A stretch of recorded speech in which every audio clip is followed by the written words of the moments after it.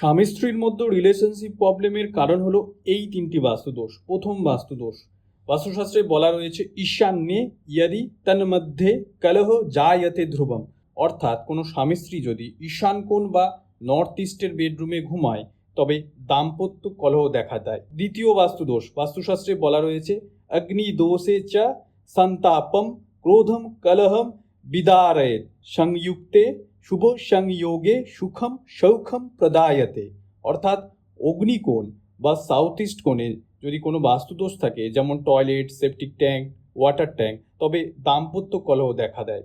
তৃতীয় বাস্তুদোষ, এই সম্পর্কে বাস্তুশাস্ত্রে বলা রয়েছে নৈরিত্যে শৌচালয়ম দুষ্টম গৃহস্থস্য বিনাশকম কলহম সন্ততম চৈব ধনহানিম বিনির্দিশেত, অর্থাৎ নৈরিত কোণ বা সাউথ ওয়েস্ট কোণে যদি টয়লেট থাকে তবে দাম্পত্য কলহ দেখা দেয়।